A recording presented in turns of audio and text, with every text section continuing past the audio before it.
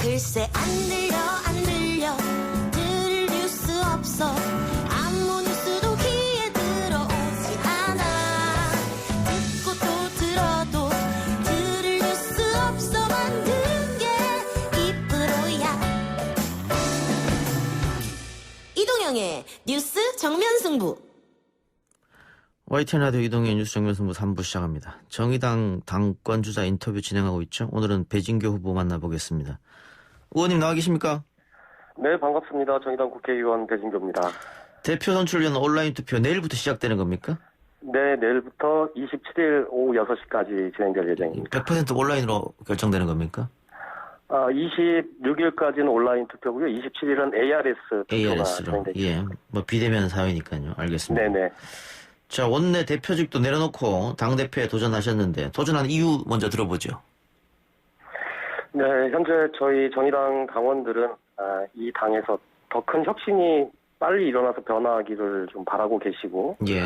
또 그 한편에서는 더 큰 요구는 이 당이 좀 불안정한 상태인데 이 상태를 좀 빨리 끝내고 당이 좀 더 단단해지기를 바라고 계셔요. 예.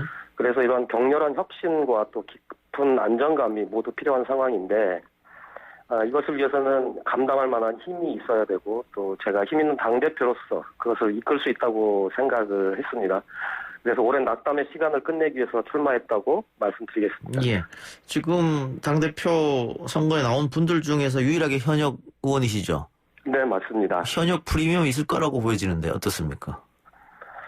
아무래도 현역 국회의원으로서의 강점이 있다고 생각을 합니다. 예. 뭐 첫 번째로는 아무래도 이제 현역 국회의원이다 보니까 원내 우리 의원들과 함께 소통할 수 있는 힘이 있는 것이고 예. 그 힘으로 원외에 우리 당 조직을 통합할 수 있는 통합의 리더십을 좀 발휘할 수 있다는 것이고요.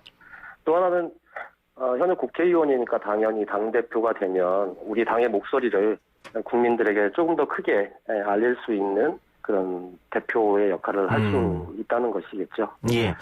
정의당이 위기라는 데는 다른 모든 후보도 공감하는 것 같아요. 그런데 네, 맞습니다. 예, 방법은 조금씩 차이가 있는 것 같은데 네네. 의원님이 판단하는 건 어떻습니까? 네, 지금 현재 정의당은 당원들의 자부심이 상당히 많이 무너져 있는 상태고요. 예. 또 국민들이 느끼시기에 우리 당의 정치적 효능감이 정말 많이 낮아져 있는 상황이죠. 예. 더군다나 사실 정당이라고 하는 것은 언제 집권할 수 있느냐의 문제이기도 하지만 그럼에도 불구하고 집권 비전이 있어야 되는데 예. 사실은 이제 당원들과 국민들이 공유할 수 있는 우리 당의 집권 비전이 사실 없는 상황인 거죠. 이런 상황이다 보니까 대표 경선을 하면서 수없이 거론되었던 당의 위기, 정체성의 문제의 핵심은 여기서 출발한다고 저는 생각을 하고 있습니다. 예. 방금 정체성 말씀해 주셨으니까 네. 민주당과의 관계 설정을 어떻게 할 것인가. 이것도 네네. 정의당으로서는 굉장히 중요한 화두일 것 같아요. 이번 선거 과정을 통해서 민주당과의 관계 설정에 대한 내부 입장은 이미 일단락되었다고 봅니다. 예. 뭐 사실 이중대니 삼중대니 하는 논쟁은 사실 기득권 양당 체제가 만들어낸 말이거든요. 두 정당이 아니면 사실 국민을 대변하지 못할 것 같은 정치 심리를 조장하고 있는 프레이밍이라는 거죠. 예.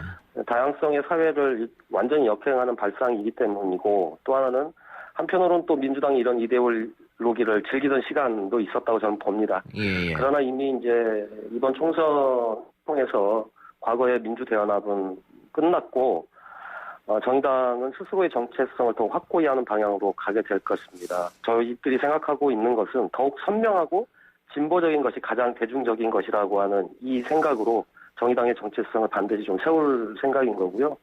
또 하나는 그동안에 저희들이 반응의 정치, 그러니까 어떤 사건이 있으면 또 어떤 질문에 답하는 정당이었다는 거죠. 그러다 보니까 사건에 따라서 사실 우리 당원들께서 탈당하는 사태도 있었는데 네. 이제는 정의당이 주도하는 어떤 반향의 정치를 우리가 만들어야 된다라고 생각을 합니다.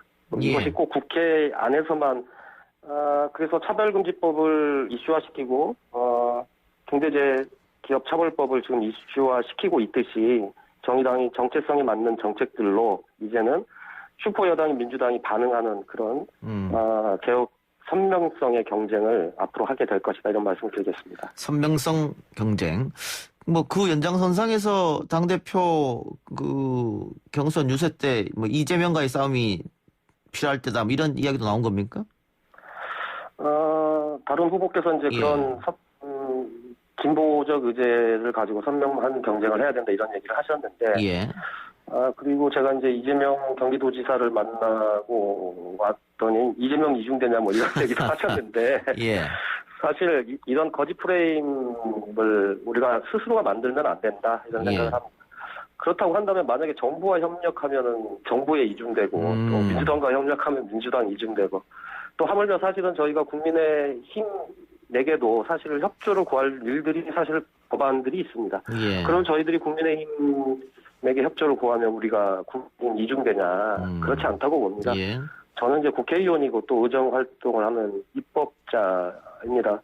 최근에 코로나 재난으로 우리 자영업자분들이 상당히 영업이익이 감소가 돼서 어려운 상황이 있는데 더 큰 어려움은 사실 임대료를 따박따박 내야 된다는 사실이었잖아요. 예.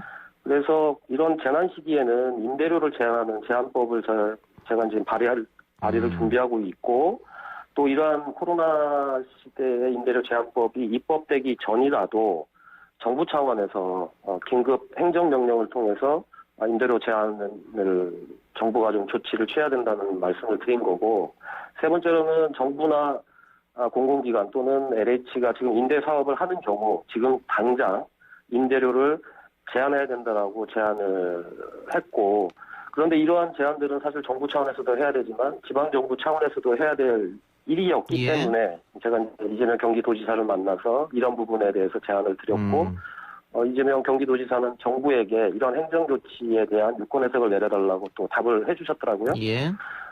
정책이라고 하는 것은 정말 민생을 위한 정책이라고 한다면 저는 이러한 부분들에 대해서 서로 협력하고 이것이 구체적 현실로 만들어내는 힘이 있어야 된다고 생각을 하고 있습니다. 예. 정치 뭐 민생을 위한 거라면 누구라도 만날 수 있는 것이죠. 알겠습니다. 네.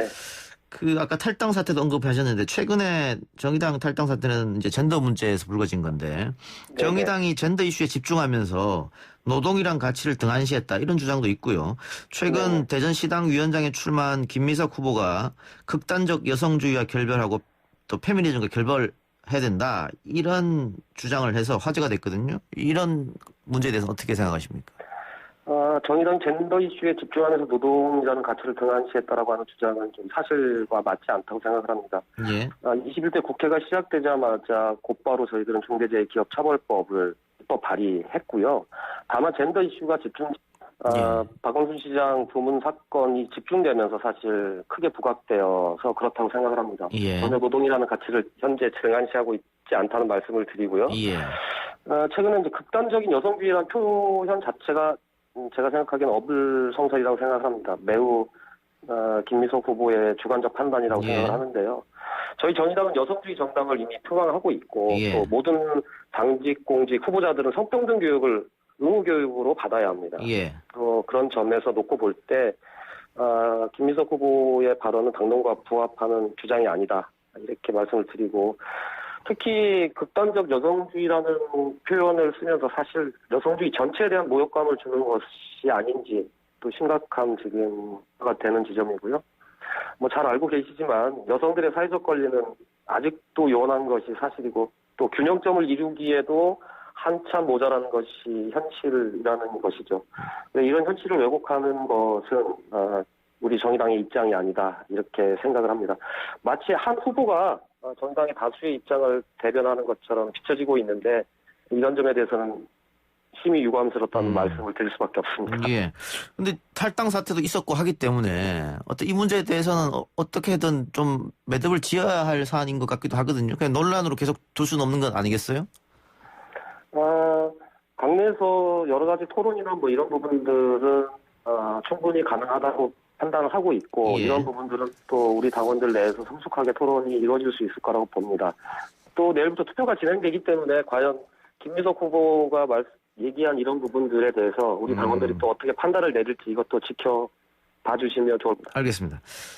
자, 정의당이 위기다. 참 죄송한 말입니다. 계속 나오게 되는데 공수처 문제도 그렇고 뭐 추경 여야 합의도 그렇고 정의당의 목소리가 지금 전혀 실리지 않고 있다. 이런 이야기가 많거든요. 대표가 되시면 이런 문제를 어떻게 극복하실 생각이세요?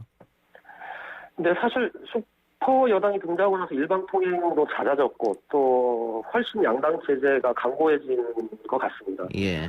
정의당이 총선에서 10%를 얻었지만 지금 1%의 목소리도 국회에 반영시키지 못하는 구조인 거죠.